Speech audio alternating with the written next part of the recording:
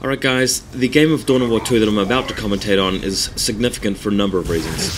First of all, this game doesn't feature myself, it features an Orc player and a Space Marine player who are fairly high ranked on the auto-match ladder right now. Secondly, it doesn't feature Eldar at all, so you get to see a different matchup for once.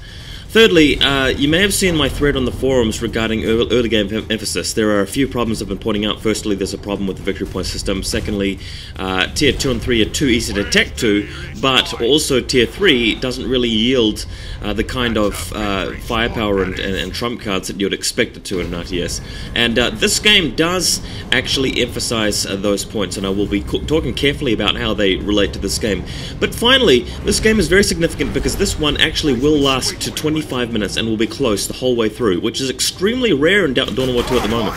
Anyway, the Orc player is just using the wire ability on Sluggers here and charging into the Apothecary, who is surrounded right now, and this seems to be a mistake from the Space Marine player. He's been knocked down, he's got shooters in the background blasting away at him, and this heroic Apothecary may be feeling a little bit more like a foolish Apothecary right now, because the Sluggers are about to rip into him and finish him off. He's very low on health right now. He should be falling back, but yeah, he is falling back here. But bam, nice sync kill here. Look, love that. Slugger jumps up and smashes him. Okay, so already the Orc player has an advantage, and that advantage may be accumulated shortly. We've got a mech here who's also very low on health, so the Space Marine player could even it up, but cleverly the Orc player has teleported away with his mech and fallen back, so he's done the right thing. And we've got Sluggers in combat with the Devastator squad, exactly what you don't want if you're a Space Marine player. So, we're in a position to say right now that... excuse me. We're in a position to say right now that the Orcs have taken the early game advantage. They've won the first encounter quite easily, so our prediction would be that the Orc player wins this game. Most Dawn of War 2 games that I play and watch feature that. One player wins the first couple of fights and then wins outright later fairly shortly. The Orc player is taking control of the map except for the 6 o'clock position. He's got all the points in the center and he can take the 12 o'clock if he wants to. Now, the Space Marine player, of course, realizes that, wants to push out immediately and try to claw the game back, counteract any losses he's taken. He's moving out now with the Space Marine scouts there. Don't know how well his Devastator is doing, but on the other hand, the Orc player is building some stick bombers. Good unit for throwing grenades there.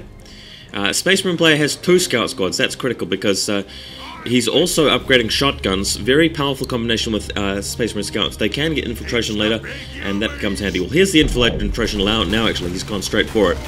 And stick bombers, throwing some stick bombs at the Apothecary. He's not going to worry about that too much. It doesn't really affect commanders as much as you expect. But these shotguns. See, now this is something that really is powerful in the Space Marine arsenal in terms of cheaper troops. I recommend that every Space Marine player starts using these because these are very powerful. I predict that before long, pretty much every Space Marine player will be relying heavily on shotgun invisible scouts in 1-on-1 because all of their other units are too expensive. They really cost a lot and they can be countered. Just like what's happening here, the Sluggers are getting chopping in, smacking down the Devastator squad. And you feel like the Space Marine player isn't really doing much to get the advantage back. He's still losing. His Apothecary looks like it's about to cop it again. And, man, Slugger's going everywhere. So when you've got the wire ability, that really does stack on the Sluggers and make them a lot more powerful. And Apothecary going down again.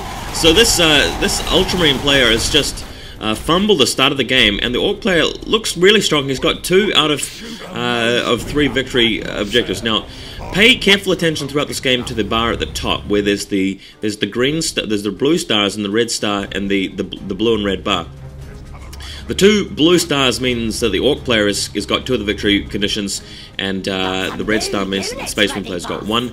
He's down to 423 victory points, whereas the Orc player has still got the amount he started off with, which is 500. Now, as soon as that amount drops to 0, the player wins the game, so we'll be paying careful attention to that. But just bear in mind, guys, that because it's a limited amount, and because there's no way to gain victory points back, if one player holds the victory objectives right until the other person has like 1 point left, and the other person takes over and captures them all, and the other person gets right down to 1 point and then loses, that amount of time does actually add up to about 25 to 30.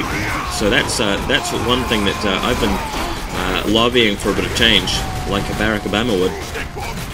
Stick bombs going off now and blasting all over the shotgun scouts. Slugger's going up a level again, and this is Ultramarine player can't catch a break. His Apothecary is going to die again. Very low health. This is going to be a 3rd kill in a row. Oh, excuse me. But no, he cheats death and managed to get back to base for a bit of healing of his own. So, yeah, well, that was close. And we've got a stick bomb killing another generator. So this is just domination from the Orcs here. That mech boy is not been taken out. These sluggers have done a great job as you'd expect them to in Tier 1. And Ultramarine player pushing back out again with the healed up shotgun scouts. Good unit, but they just haven't seemed to have been able to do the job against the Orcs just yet. And now the Ultramarine player is down to 378 victory points. You know, there's going to be no way for him to get that back later on. And here's the mech boy with his upgraded gun here, this piece of war gear. But fortunately, the Ultramarine player has the counter for that, which is knockback, and the scout shotguns do that. That's one of the reasons why they're very powerful.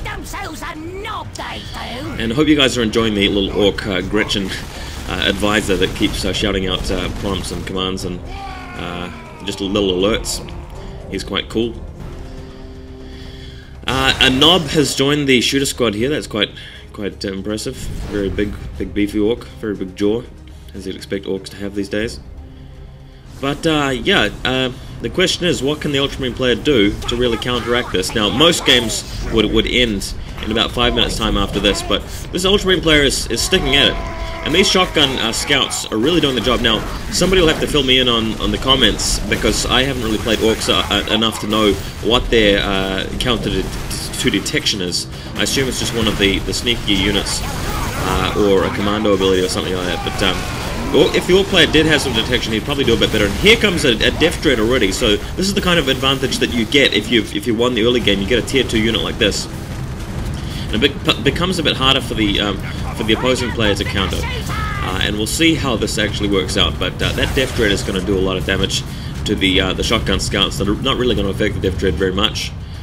And this game, I mean, normally would end in a few minutes' time, but we're about to see a bit of a comeback here because the Ultramarine player has got a Dreadnought.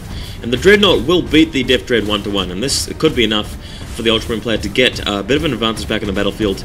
Still, having said that, the Orc player will have to make some mistakes to throw away an advantage like this. Players playing equally well and playing consistently, you know, that will result in a loss after about 12 minutes. But in this game, we're going to see something special.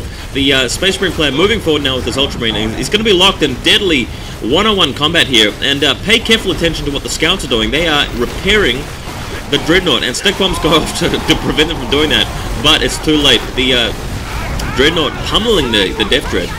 So go the Dreadnought, really making a hero of it, and the Apothecary heroically also fighting against the sluggers in close combat, and he's probably going to be able to do it this time. The Orcs don't have enough support here, and the Dreadnought's really getting the better of them. Nothing the Orcs can do to hurt that Dreadnought until they get tank busters on the field, but that's not going to be difficult. The Orc player needs to be building tank busters right now, because he knows that that's going to be his key to victory, and once he's done that, he should be able to snipe off that Dreadnought and win the game. But victory points, very important, and we'll see how important they are later on in the game. But the Space Marine player is actually retaking one of those victory points as he needs to be. Here's the tank busters right now, so good play by the Orcs, good response time.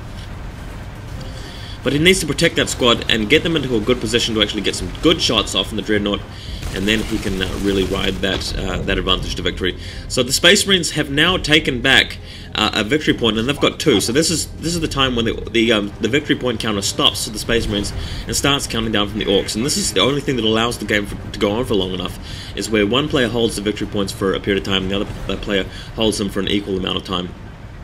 And that's very rare in Dawn of War 2, but it is possible, and it's proven that it's possible by games like this. And, you know, guys, I am actually optimistic. I'm actually kind of excited now, because if Relic does go through and fix some of these issues, like the tech speed and the relative power of some Tier 3 units, as well as fixing this victory point, and the requisition system too needs an overhaul. If Relic takes a look at all of that and actually does some sensible fixes, we could actually have a bit of a fun game. I still think it won't be balanced, and I still think it will be flawed in a number of different gameplay ways, but I think it could be drastically improved, and the fun could last for a decent amount of time. But here comes the tank busters, and unfortunately for the Orc player, he's made a mistake, and he's starting to make mistakes at this point. Bringing the tank busters too close to the Dreadnought, allowing the Dreadnought to get in close combat with him, and not getting enough shots on him. Here's the Death Dread as well. He's built a second one, and tank buster slamming to the Dreadnought now. So this